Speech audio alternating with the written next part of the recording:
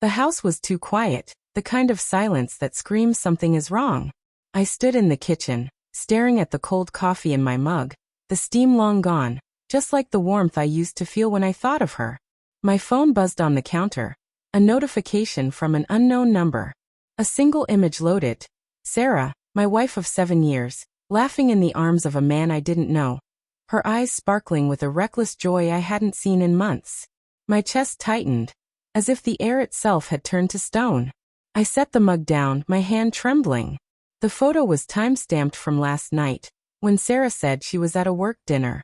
I wanted to believe it was a mistake, a cruel prank, but the truth clawed at me, sharp and unrelenting. I scrolled through the anonymous message thread, each word slicing deeper. She's been lying to you. Check her phone. The living room felt like a stage set for someone else's life. The couch where we'd binge-watched shows, the bookshelf lined with novels we'd read aloud to each other, the framed photo of our wedding day, her in white, me grinning like I'd won the universe. It all mocked me now. I sank into the armchair, her phone in my hand, its lock screen glowing with a picture of us at the beach last summer. Her smile in that photo was soft, unguarded, the kind that made me believe in forever. Now, it felt like a lie. I typed in her passcode, our anniversary, 0718. The screen unlocked, and I hesitated, my thumb hovering over the Messages app. This wasn't me. I wasn't the guy who snooped, who doubted. Sarah and I had built something real, hadn't we? 7 years of late-night talks, shared dreams, and promises etched into every quiet moment. But the image burned in my mind, her laughter with him, and I clicked. The first thread was innocent enough, work colleagues, group chats, a few memes. Then I saw it, a name, Chris, with no last name, no context. My heart thudded as I opened the conversation. The messages stretched back months, a timeline of deceit. Meet me at the bar tonight? He wrote. Miss you already, she replied, with a heart emoji that pierced me. There were photos too, selfies of them in dimly lit restaurants, her hand on his arm, his lips brushing her cheek. I scrolled faster, my breath shallow, until I hit a message from 2 weeks ago. I can't keep doing this, Chris. I love him, but it's not enough anymore.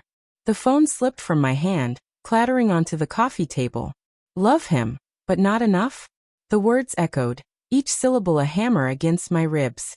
I pressed my palms to my eyes, trying to unsee, to unfeel, but the pain was alive, writhing inside me. I wanted to scream, to shatter something, but all I could do was sit there, drowning in the wreckage of my trust. Sarah came home an hour later, her heels clicking softly on the hardwood. Hey babe, she called, her voice light, practiced. Long day. You eat yet? She stepped into the living room, her purse slung over her shoulder, her auburn hair catching the lamplight. She looked like the woman I'd fallen for, confident, warm mine. But now I saw the cracks. The quick glance at her phone, the way her smile faltered when she noticed my expression. Tom, she said, pausing. You okay? I held up her phone, my voice steady despite the storm inside. Who's Chris? Her face froze, her eyes widening for a fraction of a second before she recovered. Chris? From work? He's just a colleague, you know that. She set her purse down, moving closer, but I stepped back, the phone still in my hand. Don't, I said, sharper than I meant. I saw the messages, Sarah. The pictures. Everything. The air between us thickened, heavy with the weight of her silence. She opened her mouth, then closed it, her hands twisting together. Tom, it's not what you think. Then what is it? My voice cracked, betraying the hurt I couldn't hide. Tell me how you laughing with him, meeting him behind my back, telling him you love me but it's not enough. Tell me how that's not what I think.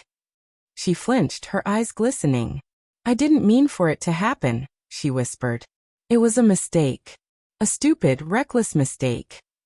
A mistake? I laughed, bitter and hollow. Mistakes are forgetting to pay a bill, Sarah. Not sneaking around for months, lying to my face every day. I stepped closer, my voice low. When did you stop loving me? Was it before or after you started meeting him? Her tears spilled over, but they didn't soften me. Not this time. I do love you, she said, her voice breaking. I never stopped. But things got hard. You were always working, always distracted. And I felt so alone. Chris was there and he listened and it just happened. I stared at her, the woman I'd built my world around. Now a stranger unraveling my life. You felt alone? I said, my voice rising. I was working for us, Sarah. For the house, the future, the kids we talked about. And you threw it away for what? A thrill? Someone who made you feel special for a night. She shook her head, sobbing now. It wasn't about him. It was about me. I felt like I was disappearing, like I wasn't enough anymore. I know I messed up, Tom. I know. I turned away, unable to look at her. The room spun, my thoughts a tangle of anger and grief. I remembered the nights I'd come home exhausted, how she'd kiss me softly and say, "We're okay, right?" I'd believed her. I'd trusted her with every piece of me, and she'd traded it for something fleeting, something that didn't even matter. The next few days were a blur of silence and distance. Sarah slept in the guest room, her apologies hanging unanswered in the air. I couldn't look at her without seeing his hands on her, without hearing her words, "It's not enough anymore." I buried myself in work, but the numbers on my screen blurred into memories, her laugh, her touch, the way she'd hum off-key while cooking.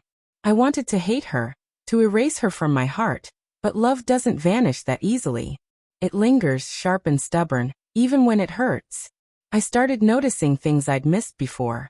The way she'd linger on her phone at night, the excuses for late meetings, the perfume she wore more often, when I hadn't bought her. Each realization was a fresh wound, proof of how blind I'd been. I thought about confronting Chris, finding him, demanding answers, but what would that solve? He wasn't the one who'd vowed to love me forever.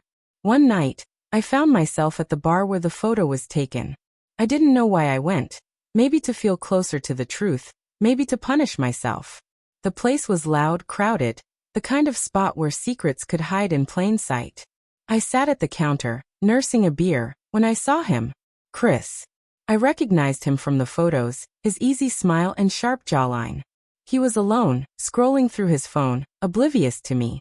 My hands clenched, my pulse racing, but I stayed still. What could I say? You stole my wife. You broke my life? He wasn't the one who owed me loyalty. Instead, I went home, the weight of the night pressing down on me. Sarah was in the kitchen, her eyes red, a half-empty glass of wine in her hand. You went to the bar, she said, not a question. I saw you on Find My Phone. I nodded, too tired to lie. I saw him. Her face crumpled, but she didn't look away. It's over, Tom. I ended it. I told him I couldn't see him anymore. When? I asked, my voice flat. Last week. Before you found out. I swear. I wanted to believe her, but trust is a fragile thing, and mine was shattered. Why should I believe you now? I said. After all the lies? She stepped closer, her voice trembling. Because I'm here, Tom. I'm still here, fighting for us. I know I don't deserve it, but I want to fix this. I want us back. Her words hung between us, heavy with hope and desperation. I looked at her, really looked, and saw the woman I'd loved, the one who'd broken me. I wanted to hold her, to forgive her, but the pain was too raw, too deep. I don't know if I can, I said, my voice barely above a whisper. I don't know if I'll ever trust you again. She nodded, tears streaming down her face. I'll wait, she said. As long as it takes. Weeks passed, and we lived like ghosts in the same house, polite but distant. I started therapy, trying to untangle the mess of my emotions. Sarah went too, separately, and sometimes we'd talk, small steps toward something undefined. I didn't know if we could rebuild what we'd had, or if I even wanted to. But I knew I couldn't let her betrayal define me. One evening, I found a letter on the kitchen counter, her handwriting neat and deliberate. It was long, pages of her thoughts, her regrets, her promises to be better. She wrote about the girl she'd been when we met, the woman she'd become, and the mistakes she'd made trying to find herself. I traded our love for a moment of feeling alive, she wrote. I'll spend the rest of my life proving I'm worth your trust again. I read it twice, my throat tight, my heart caught between hope and doubt. I didn't have answers, not yet. But as I folded the letter and set it down, I felt something shift, a flicker of possibility, faint but real. Maybe we could find a way forward. Maybe we couldn't. But for the first time in weeks, I didn't feel alone in the silence.